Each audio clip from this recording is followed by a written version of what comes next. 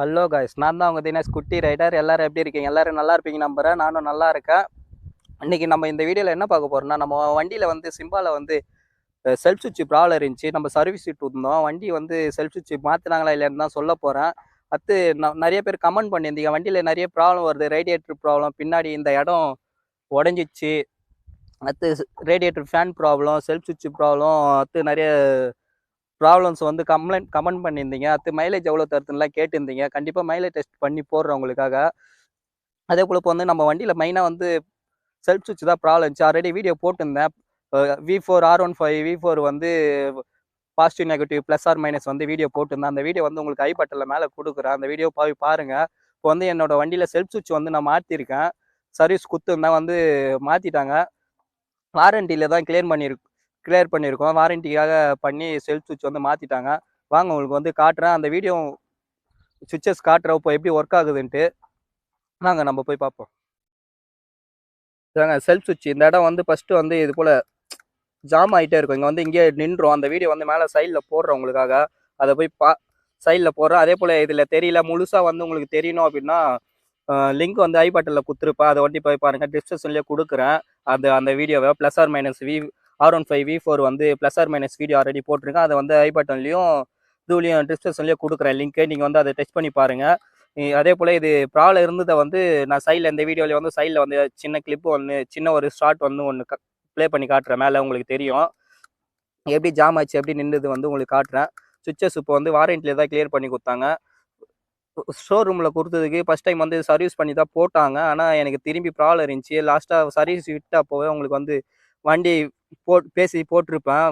Service எப்படி சுவிட்சஸ் எப்படி இருக்குன்னு தெரில. ஒரு 3 நாள் கழிச்சு வந்து எனக்கு சுவிட்சஸ் ப்ராப்ளம் வந்துச்சு. ஏன்னா சிலிக்கான் ஆயில், அந்த கட்டிங் ஆயில், வண்டி வாட்டர்ஸ் பண்ணிட்டு கட்டிங் ஆயில் யூஸ் பண்ணுவாங்கல்ல வண்டி ஃபுல்லாக, அது வந்து யூஸ் பண்ணியிருந்தாங்க. அதனால அந்த வளவளப்பில் வந்து ஒரு 3 டேஸ்க்கு வந்து நல்லா ஒர்க் ஆகிட்டு இருந்துச்சு. சுவிட்சஸ் ப்ராப்ளம் இல்லை, ஒர்க் ஆகுது, வண்டியில் ஸ்டார்ட் ஆகுது. ஆனால் ஜாம் ஆகி அப்படியே கண்டினியூ செல்ஃப் மோட்டர் வந்து சுற்றிட்டே இருக்குது இன்ஜின் கூட சேர்ந்து. அதுதான் ப்ராப்ளமாக இருந்துச்சு. அடுத்து திரும்பி 3 டேஸ் கழிச்சு எனக்கு வந்து ஷோரூம்லேருந்து கால் பண்ணியிருந்தாங்க. நம்மளுக்கு ஃபீட்பேக் கேட்பாங்கல்ல, சர்வீஸ் எப்படி இருந்துச்சு அப்படிலாம் கேட்பாங்க. அது போல் எனக்கு கால் பண்ணியிருந்தாங்க. எனக்கு கால் பண்ணியிருந்தாங்க. நான் வந்து சொன்னேன், இது போல் எனக்கு வந்து செல்ஃப் சுவிட்ச் கம்ப்ளைண்ட் பண்ணியிருந்தேன். எனக்கு திரும்பி அந்த ப்ராப்ளம் அப்படியே தான் இருக்குது. வண்டி வைப்ரேட் சவுண்ட் ஒன்று வந்துச்சு. இந்த இடத்துல சவுண்ட் வந்துருந்தது போல் எனக்கு வந்து தெரியல. இந்த ஷூ வந்து சவுண்ட் எனக்கு கீழே இந்த இடத்துல டவுனில் கேட்டுது. ஆனால் அவங்க வந்து இந்த இடத்துல தான் சவுண்ட் வருதுன்ட்டு இந்த க்ரூவெலாம் வந்து மாற்றிருக்காங்க. ஆனால் சவுண்ட் வந்து அரெஸ்ட் ஆகிடுச்சு. க்ரூ இந்த புஷ்ஷை வந்து மாற்றினாங்க.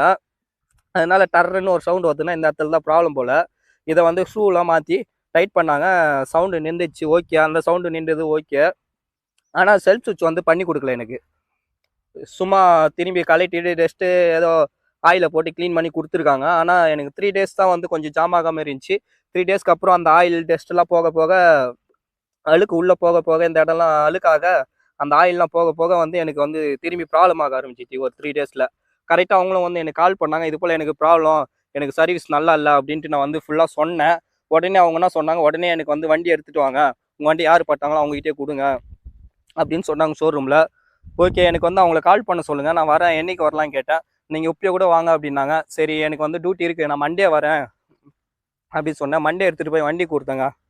போயிட்டு அடுத்த நாள் ஈவினிங்கே கொடுத்துட்டாங்க. சுவிட்சஸ் திரும்பி ஒன்றும் ப்ராப்ளம் இல்லை, நல்லா இருக்கிறப்ப தான் சொன்னாங்க.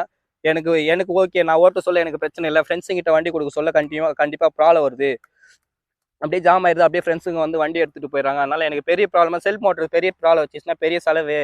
அதுவே வாரண்டியில் இல்லைன்னா, வாரண்டி இல்லை, ஃப்ரீ சர்வீஸ் இல்லைன்னா நீங்கள் வந்து இந்த சுவிட்சஸ் ப்ராப்ளம் தான் சொல்லுவீங்க அப்படி இப்படின்னு கொஞ்சம் ஓவராக சவுண்டாக பேசினேன். அடடே வாப்பா சோனையா, என்ன நல்லா இருக்கியா? நல்லா இல்லைன்னா என்ன பண்ண போற நீ? என்னப்பா தப்பா பேசிவிட்டேன்? நீ தப்பா தான் பேச. விடப்பா, தெரியாம கேட்டுவிட்டேன். தெரிஞ்சே பேசுற நீ. ஏன்பா இதுக்கு போய் இப்படி கோவப்படுற? நீ வேணா கோவப்படு, நீ வேணா கோவப்படு. என்னப்பா சண்டைக்கு வர மாதிரி? நீ வேணா சண்டைக்கு வாடா, நீ வேணா சண்டைக்கு வா. வாடா, வந்து பாடுறா, வந்து பாடுறா, வா. நீ வேணா சண்டைக்கு வா. எப்படி? அதனால என்ன சொன்னாங்கன்னு தெரியல. நான் வண்டியை கொடுத்துட்டு போயிட்டேன். கண்டிப்பாக நான் செக் பண்ணிவிட்டு சொல்கிறேன் எப்படின்ட்டு. அடுத்து ஈவினிங் கால் பண்ணி, வாங்க வண்டி ரெடி ஆகிடுச்சு, சுவிட்சஸ்லாம் என்னாச்சு பண்ணீங்க அப்படின்னு கேட்டேன். சுவிட்சஸ் வந்து புதுசு போட்டோம் அப்படின்னாங்க. சரி ஓகே ஜி, நான் நேரில் வந்து பேசுகிறேன்ட்டு கிளம்பி போனேன். போய் கேட்டதுக்கு, சுவிட்சஸ் பட்டன் வண்டி மாற்றினீங்களா, இந்த கிட்டை அப்படியே மாற்றினீங்களான்னு கேட்டேன். ஷூட்டிங் மட்டும் தான் மாற்ற முடியும், இதுக்கெல்லாம் வந்து கிட்டே தான் மாற்ற முடியும்னு சொன்னாங்க. சரி ஓகே, நம்மளுக்கும் தெரியும், சரி சும்மா கேட்டேன். அதனால் சரி இந்த கிட்டே வந்து செட்டாக மாற்றிட்டாங்க. புதுசாக போட்டாங்க, வாரண்டி இல்லை கிளியர் பண்ணாங்க. ஓகே, இப்போ வந்து ஒர்க் ஆகிட்டு இருக்கு. ஆனால் ஃபஸ்ட்டு வந்து தெரியுதுங்களா, இந்த இடத்துல சைடில் ஒரு கேப் இருக்கும். ஒரிஜினலாக வந்து கேப் வந்து இருக்காது, ரொம்ப கம்மியாக இருக்கும். இதில் வந்து கேப் இருக்குது அதிகமாக. இதுதான் ப்ராப்ளம் இருக்குது. ஆனால் சுவிச்சஸ்லாம் நல்லா ஒர்க் ஆகுது. இந்த கேப் இருக்குது, இந்த கேப் மூலிமா தண்ணி போய் ஃபியூச்சரில் ப்ராப்ளம் வருமானு நம்மளுக்கு தெரியல. இதுதான் ஒரு ப்ராப்ளம் இருக்குது இப்போது. மற்றபடி அந்த ப்ராப்ளம் இல்லை. வண்டிலாம் நல்லா ஸ்டார்ட் ஆகுது, சவுண்டெல்லாம் அரஸ் ஆயிடுச்சு. இந்த இடம் வந்து இன்னும் டேமேஜ் ஆகல, கண்டிப்பாக உடஞ்சிரும். எனக்கும் எல்லாரும் வண்டியும் நிறைய யூடியூபர்ஸ் போட்டிருக்காங்க. எல்லாரும் R15v4 வந்து இந்த இடம் வந்து உடஞ்சிருக்கு. இன்னும் எனக்கு உடையில உடஞ்சிச்சுன்னா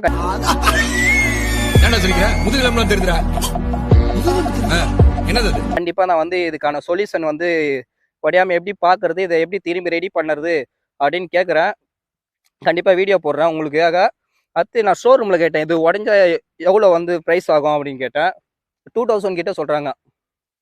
1999 அப்படின்ற போல 2000 சொன்னாங்க. புதுசு போடவே தேவையில்லைங்க. இது வந்து பர்மனன்ட் சொல்யூஷன் ஏதாச்சும் இருக்கும். அது நான் விசாரிச்சுட்டு எனக்கு டேமேஜ் ஆக சொல்ல நான் உங்களுக்கு வந்து கண்டிப்பாக வீடியோ போடுறேன். பர்மனன்ட் சொல்யூஷன் என்னன்ட்டு போட்டுட்டு கண்டிப்பாக உங்களுக்காக வீடியோ போடுறேன். வீடியோ வந்து நீங்கள் கண்டினியூ பாருங்கள். என்னோட சேனலை சப்ஸ்கிரைப் பண்ணுங்கள். அப்போ தான் வந்து இதெல்லாம் உங்களுக்காக திரும்பி கிடைக்கும். வீடியோ வந்து நான் போட்டேன்னா உங்களுக்கு உடனே கிடைக்கும். அடுத்து மைலேஜ் டெஸ்ட் வந்து பண்ணலான்னு இருக்கேங்க.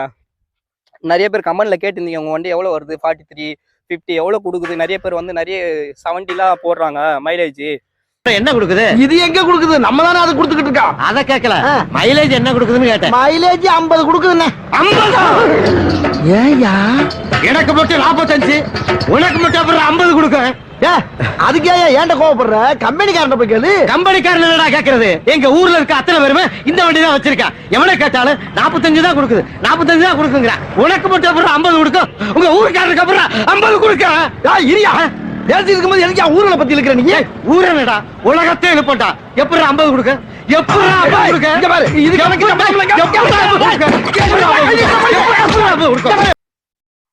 உங்க வண்டி எவ்வளவு தருதுன்னு கேட்குற போல நிறைய கமெண்ட்ஸ் வந்துச்சு. கண்டிப்பா என்னோட வண்டியில வந்து மைலேஜ் டெஸ்ட் பண்ணலான்னு இருக்கேன். அதே போல கொஞ்சம் டிஃப்ரெண்டா செக் பண்ணலான்னு இருக்கேன். அந்த போல செக் பண்ணி உங்களுக்கு கொடுக்குறேன். உங்களுக்கு அந்த வீடியோலாம் உடனே தெரியணும்னா மறக்காம என்னோட சேனலை வந்து சப்ஸ்கிரைப் பண்ணுங்க. அப்பதான் வந்து நான் போடுற வீடியோ வந்து உங்களுக்கு உடனே கிடைக்கும். இப்போ ஓகே, வண்டி ஓகே. இப்போதான் கொஞ்சம் மனசும் கொஞ்சம் ஒரு மாதிரி இருக்கு. ஒரு இதுக்கு வந்தது. இதுக்கு முன்னாடிலாம் வண்டி டெஸ்ட் பண்ண வேணாடா, இது வண்டி இது போல இருக்கு, செல்ஃப் சுவிட்ச் ப்ராப்ளம் இருக்கு, நிறைய ப்ராப்ளமா இருக்கு அப்படின்ட்டு நான் ஒரு மாதிரி இருந்தேன். இப்போ ஓகே, கொஞ்சம் நல்லா இருக்கு. செல்ஃப் சுவிட்ச்லாம் ரெடி ஆயிடுச்சு. இப்போதான் கொஞ்சம் வண்டி போல எனக்கு ஃபீல் ஆகுது. கண்டிப்பா அதே போல நிறைய பேர் கமெண்ட் பண்ணியிருந்தீங்க. அதே போல வந்து கண்டிப்பா உங்களுக்காக எல்லா வீடியோ உங்களுக்காக போடுறேன். வண்டி R15ல எந்த ப்ராப்ளம் வந்தாலும் உங்களுக்காக போடுறேன். அடுத்து மைலேஜ் டெஸ்ட்டும் வந்து உங்களுக்கு பண்ணி போடுறேன். கண்டிப்பாக என்னோட சேனல் சப்ஸ்கிரைப் பண்ணுங்கள். அப்போ தான் நான் போடுற வீடியோ வந்து உங்களுக்கு உடனே கிடைக்கும். அப்போ தான் மிஸ் பண்ணாமல் பார்க்க முடியும். இந்த வீடியோ உங்களுக்கு பிடிச்சிருந்தா மறக்காமல் லைக் பண்ணுங்கள், ஷேர் பண்ணுங்கள், சப்ஸ்கிரைப் பண்ணுங்கள். கண்டிப்பாக நெக்ஸ்ட் வீடியோவில் பார்ப்போம். ஓகே காய்ஸ், பாய்.